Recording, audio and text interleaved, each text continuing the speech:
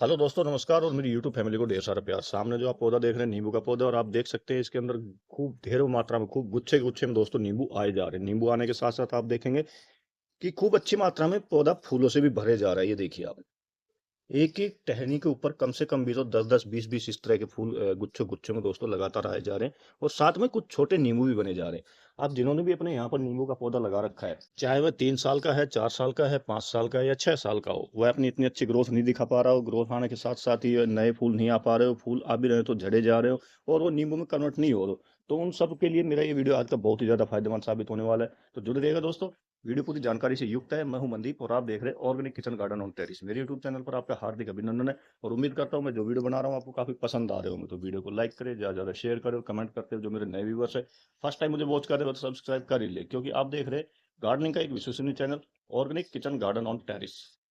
जानकारी को आगे बढ़ाते हैं दोस्तों।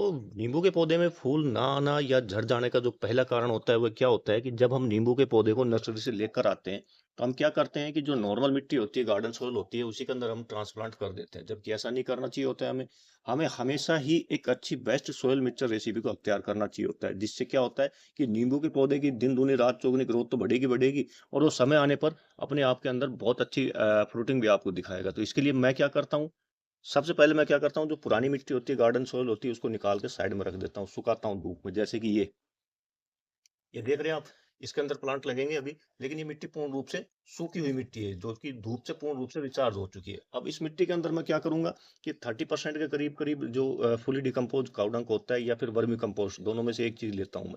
तो मैं लेता हूँ मैक्सिमम काउडंग, जो कि फुली डिकम्पोज होता है, थोड़ा ब्लैक कलर का हो जाता है। आप हल्के ब्राउन कलर का ना ले, उससे क्या होता है कि फंगस लगने की रूट्स के अंदर संभावना बन जाती है, तो पौधे की ग्रोथ रुक जाएगी।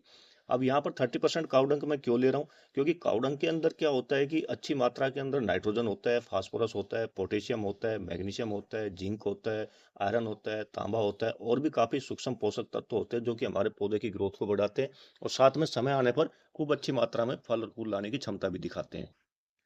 तो 30% के करीब मैं इसके अंदर फुली डिकम्पोज काउडंग मिलाता हूँ। 10% के रेशो के अंदर अब मैं मिलाने वाला हूँ इसके अंदर। जब मैं काउडंग इसमें मिलाता हूँ तो फिर 10% के रेशो में वर्मी कंपोस्ट है, लीफ कंपोस्ट है, नीम खली है, मस्टर्ड केक है। इसके अलावा जो खनिज हो जाते हैं, जैसे भुजा हुआ चूना हो गया, इसके साथ जिप्सम होगी, ये चीजें मैं 10% के रेशो के अंदर इसमें मिलाता हूँ। इसी के साथ जो बाकी 10% बच गया, वह क्या होता है कि जब मिट्टी को क्या लगातार जब पानी डलता रहता है, तो क्या मिट्टी टाइट होनी शुरू हो जाती है। जब मिट्टी टाइट होना शुरू होगी तो क्या है कि रूट अपना डेवलपमेंट नहीं कर पाती है, जिससे क्या होगा कि पौधे के अंदर नई पत्तियां नहीं आएगी और पौधा ग्रीन नहीं हो पाएगा, गहरा नहीं हो पाएगा, और पौधे के अंदर फल फूल लाने की क्षमता भी प्रभावित होती है। तो इसके लिए मैं क्या करता हूँ कि 10% के रेशो के अंदर जो स्टोन डस्ट होती है, जो रिवर सैंड होती है, जो कि अपने जैसे सीमेंट के अंदर मिलाकर चिनाई वगैरह नहीं करते, वो बजरी बोलते हैं जिसको, उस टाइप की होती है, उसको मैं इसके अंदर मिलाता हूँ। इससे क्या होता है कि मिट्टी भुरभुरी बनी रहती है और नॉर्मल जो रूट्स निकलती है वो अपना तेजी से आकार फैलाना शुरू करती है, जिससे क्या होगा कि जितनी तेजी से रूट्स नीचे मिट्टी के अंदर फैलती है, उतनी तेजी से पौधा भी अपनी ग्रोथ को आपको दिखाना शुरू कर देता है। अब जब इस तरह की मिट्टी हमारी बनकर तैयार हो जाती है, तो हमें करना क्या चाहिए होता है, जब नर्सरी से हम प्लांट लेकर आते हैं तो उसको डायरेक्ट ही मिट्टी में नहीं लगाना है। अब उसकी हमने जो पॉलीथीन रहती है, जो कवर रहता है, उस कवर को नीचे से निकालना है और उसमें आपको चेक करना है कि उसमें किले तो नहीं लगी हुई। जो किले होती है वो क्या होती है, नमी को बना कर रखती है लंबे समय तक, लेकिन ज़्यादा नमी बने होने से क्या रूट के अंदर इन्फेक्शन होना शुरू हो जाता है और पौधा दम तोड़ने लग जाता है, ये अपनी ग्रोथ नहीं दिखा पाता है। फल फूल आने तो फिर बाद की बात हो जाती है। अगर उसके अंदर किले हैं नीचे, तो उस किले को आप निकालिए, आराम से निकाल के उसको साइड में कीजिए और फिर उसको डायरेक्ट सीधा ऐसे के ऐसे, बगैर कोई एक्स्ट्रा आपने उसमें काम किए हुए, सीधा गमले के अंदर लगाइए, साइडों से मिट्टी भरकर, और भरपूर मात्रा में पानी दीजिए। साथ में देखिए जो पानी आपने पूरा भरा है उसके अंदर नीचे से ड्रेनेज सिस्टम से निकलना शुरू हुआ या नहीं हुआ। अगर ड्रेनेज सिस्टम से निकलना शुरू नहीं हुआ, पानी आपका खड़ा हुआ, तो इसका मतलब आपका ड्रेनेज सिस्टम वो ठीक नहीं है, उसको आपको दुरुस्त करना चाहिए, ताकि जो मिट्टी को जितना पानी चाहिए होता है वो उतना पानी ले, और एक्स्ट्रा पानी जितना भी हो सारा ड्रेनेज सिस्टम के जरिए आउट हो जाए। इससे ये बेनिफिट मिलेगा कि जो पौधा है उसकी रूट में किसी भी तरह का कोई भी इन्फेक्शन नहीं होगा, पौधा पूर्ण रूप से ग्रीनरी के साथ बनेगा और नई नई ब्रांचें पौधे के अंदर आएंगी, और नई नई ब्रांचें आने के साथ साथ पौधा पूर्ण रूप से फूलों से भरना शुरू हो जाता है। जैसा कि आप देख सकते हैं मेरे टेरिस गार्डन में पूरे पौधे में खूब अच्छी मात्रा में सैकड़ों की तादाद में दोस्तों फूल आए हुए हैं। ये देखिए अंदर की साइड भी पूरा। दूसरा जो कारण हो जाता है दोस्तों, क्या होता है कि हम पौधे की ग्रोथ बढ़ाने के चक्कर में खूब ज़्यादा नाइट्रोजन जो फर्टिलाइजर होता है उसका इस्तेमाल करना शुरू कर देते हैं, ठीक है।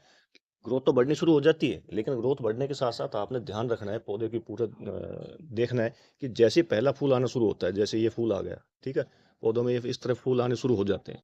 तो इस वक़्त आपने जो नाइट्रोजन युक्त फर्टिलाइज़र होता है, उसको बिल्कुल ही क्या तो बंद कर देना चाहिए, या बंद नहीं करते तो बहुत ही आंशिक नॉर्मल मात्रा में दीजिए, ताकि पौधे की ग्रीनरी बनी रहे, पौधे के अंदर नाइट्रोजन की मात्रा कमी ना हो पाए। अब इस वक़्त आपको करना क्या चाहिए होगा, जब इस तरह फूल बनने शुरू हो जाते हैं तो फूल इसमें जुड़े रहें, गिरे नहीं, इसके लिए आपको पहला तो क्या काम करना होगा कि जैसे पोटेशियम है और फास्फोरस है, इस तरह के जो फर्टिलाइज़र होते हैं, इनका आपको इस्तेमाल करना चाहिए होता है। इसके लिए दोस्तों मैं क्या करता हूँ, जैसे आलू के छिलके हो गए, आलू का इस्तेमाल करता हूँ, केले के छिलके का इस्तेमाल करता हूँ, जिनमें पोटेशियम की प्रचुर मात्रा होती है। साथ ही प्याज के छिलके हो गए, प्याज का जो मैं फर्टिलाइज़र बना के डालता हूँ।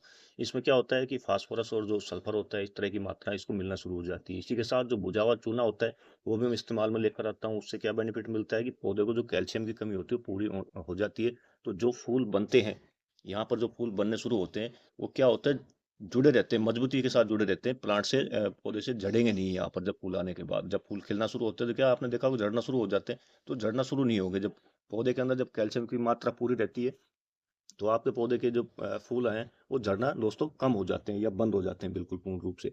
साथ में आपको ध्यान रखना क्या है इसी के साथ, कि जब फूल आना शुरू हो जाते हैं पौधे के अंदर, ये देखिए पूरा पौधा फूलों से भरा हुआ है, इसी के साथ-साथ आप देखेंगे कि पूरा पौधा नींबू से भी भरा हुआ है। तो जब पौधे के अंदर फूल आने शुरू हो जाते हैं इस तरह, तो आप देखेंगे कि इनके जो ये इस तरह की जो आपके बगल में जो लीफ के साथ में जो इसकी टहनी है बारीक वाली, ये देखिए यहाँ पर, ये जो टहनी है, इस टहनी के पास क्या है, मच्छर आके बैठना शुरू हो जाते हैं। वो यहाँ से इसका रस पीना शुरू कर देते हैं। यहाँ पर सबसे ज़्यादा पोषण होता है, जो कि फूल को टिका कर रखने की क्षमता को दिखाता है। तो जब यहाँ से वो रस पीना शुरू कर देते हैं, तो क्या होता है कि फूल जो है निर्जीव होना शुरू हो जाता है। फूल में आगे पोषण पहुँचता नहीं है, वो खिल पाता नहीं है, और खिलेगा नहीं तो क्या होगा, एक करीब-करीब 2, 4, 5 दिन में आप देखते हैं कि फूल यहाँ से टूट कर नीचे गिर जाता है। तो इस समस्या से बचने के लिए हमें करना क्या चाहिए होता है कि जब फूल आना शुरू हो जाते हैं, तो आप नीम ऑयल का स्प्रे करें या लौंग ऑयल का स्प्रे करें। करना कैसे चाहिए होता है, 1 लीटर पानी में 3 से 4 एमएल आपने नीम ऑयल मिला लेना है, और नीम ऑयल मिलाने के बाद शाम के वक़्त इसका स्प्रे करें। नीम ऑयल क्योंकि तेल है, उसके कंटेंट को तोड़ने के लिए आपको चुटकी भर इसके अंदर सर्फ़ मिला लेना है। उसके बाद शाम के वक़्त इस पे स्प्रे करें।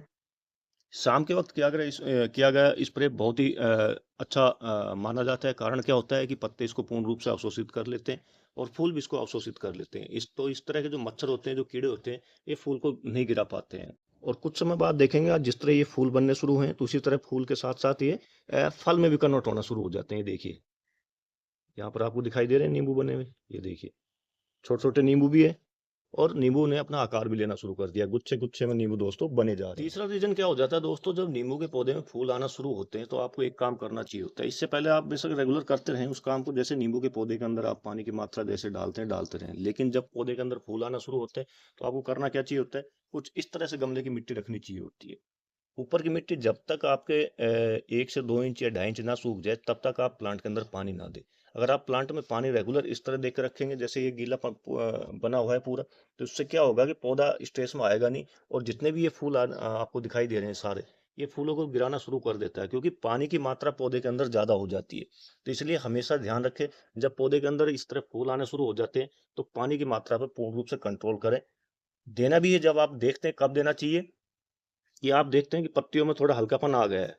प्लांट की जो पत्तियाँ होती है, वो थोड़ा हल्का-सा आपको देखते मुरझाई जैसी लगने लग रही है, तब आप उसमें तुरंत पानी दें, लेकिन पानी कितना दें, पूरा भर के ना दें इसको, हल्का पानी दें, लाइटली पानी दें। जैसे ये मेरे पास 14 बाई 14 का जो प्लास्टिक पॉट है, तो मैं इसके अंदर ज़्यादा से ज़्यादा 1 लीटर पानी दूँगा, इससे ज़्यादा पानी नहीं दूँगा, क्योंकि इससे ज़्यादा पानी होने से क्या होता है कि पानी की मात्रा ज़्यादा हो जाएगी पौधे में, और वो फूल ड्रॉपिंग की समस्या से जूझना शुरू हो जाता है। तो दोस्तों, नर्सरी से पौधा लाने के बाद जब आप उसको इस तरह से ट्रांसप्लांट करते हैं, तो निसंदेह आपका पौधा भी कुछ इस तरह से नींबू से भरा रहेगा, साथ में खूब अच्छी मात्रा में उसमें फूल भी आने की संभावना बनी रहेगी।